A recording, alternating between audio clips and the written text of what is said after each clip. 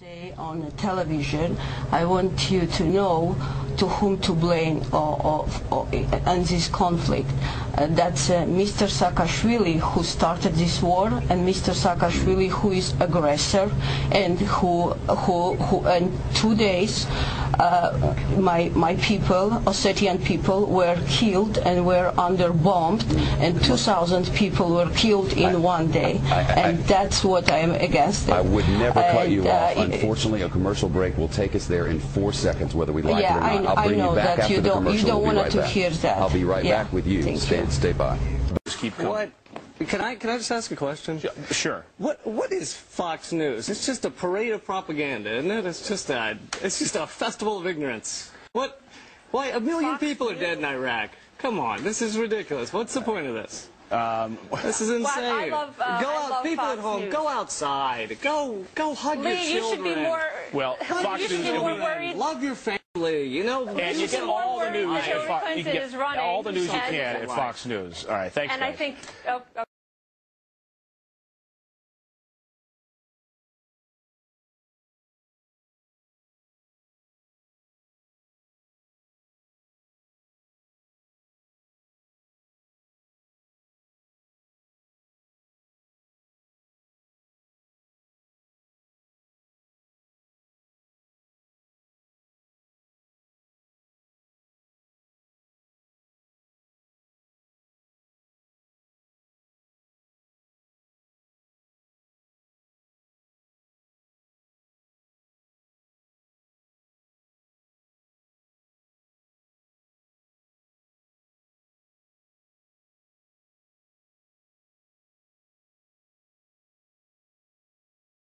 The secret organizations of the world power elite are no longer secret. They have planned and are now leading us into a one-world communist government. The combining of national governments started with the European Union. That union started with trade agreements, then a common currency, the euro, and now a European Parliament that is feverishly passing laws that override the laws of the member nations. A constitution was drafted but rejected by a few of those nations, but never mind. They implemented it anyway. Now it's North America's turn. Building on the North American Free Trade Agreement, the NAFTA section of the Commerce Department is busy drafting laws and regulations for a North American Union, a union of Canada, America, and Mexico. The President has attended secret meetings and signed at least 2 agreements under the Security and Prosperity Partnership Program.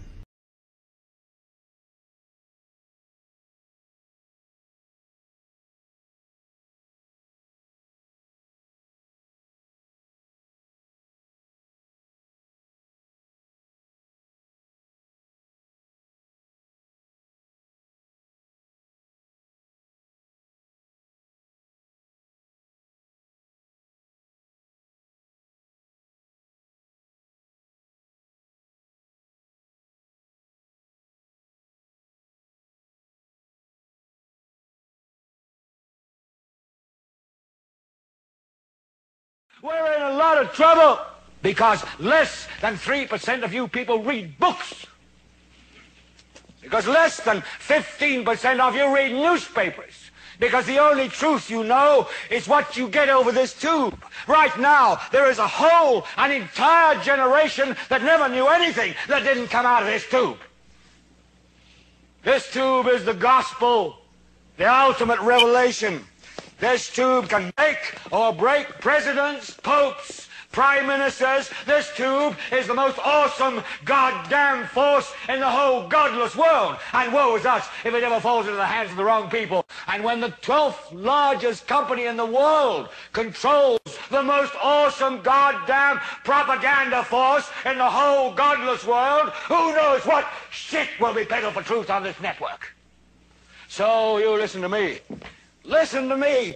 Television is not the truth. Television is a goddamn amusement park. Television is a circus, a carnival, a traveling troupe of acrobats, storytellers, dancers, singers, jugglers, sideshow freaks, lion tamers, and football players. We're in the boredom-killing business. So if you want the truth, go to God. Go to your gurus. Go to yourselves. Because that's the only place you're ever going to find any real truth. But man, you're never going to get any truth from us. We'll tell you anything you want to hear. We lie like hell. We'll tell you that Kojak always gets the killer and that nobody ever gets cancer in Archie Bunker's house. And no matter how much trouble the hero is in, don't worry, just look at your watch. At the end of the hour, he's going to win. We'll tell you any shit you want to hear. We deal in illusions, man. None of it is true. But you people sit there day after day, night after night, all ages, colors, creeds. We're all you know.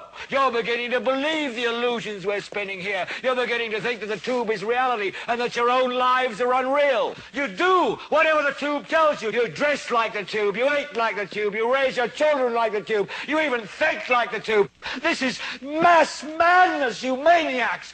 In God's name, you people are the real thing. We are the illusion. So turn off your television sets. Turn them off now. Turn them off right now. Turn them off and leave them off. Turn them off right in the middle of the sentence I'm speaking to you now. Turn them off. Back with us from San Francisco. This program ends in less than a minute, but I want to give you 30 seconds to complete your thought. So go ahead.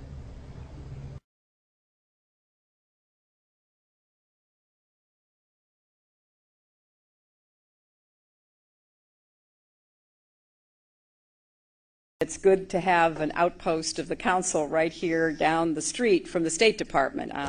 We get a lot of advice from the council, so this will mean I won't have as far to go to be told what we should be doing and how we should think about the future.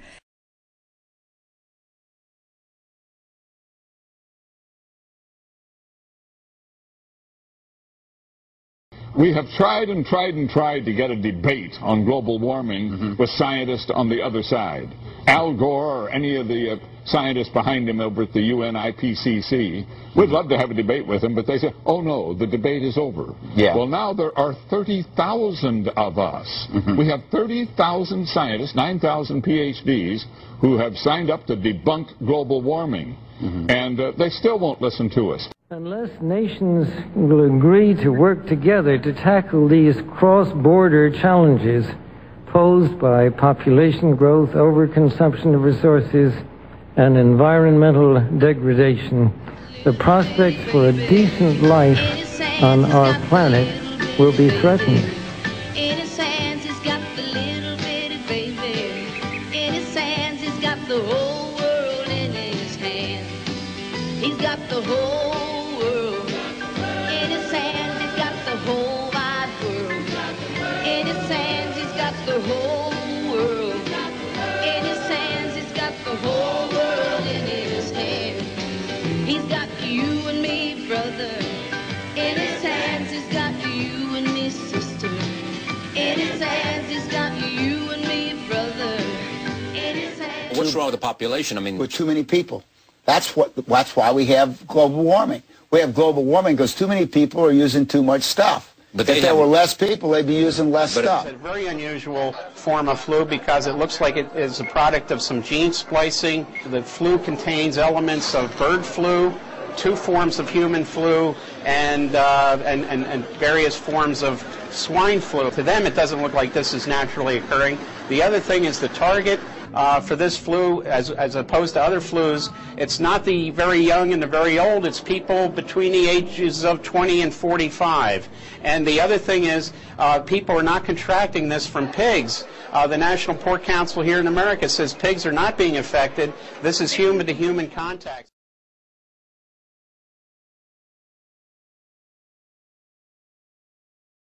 The 1918 flu, called the Spanish flu, was extracted from the corpse of a dead Inuit woman who died of the disease in Brevig Mission, Alaska, a small Inuit village, and it was recombined with, combined with other forms of flu to create this particular H1N1 that's been declared a pandemic by the World Health Organization. Now, it's interesting to note that a company called FluGen, which is associated with this research at the University of Wisconsin at Madison, is now developing a vaccine.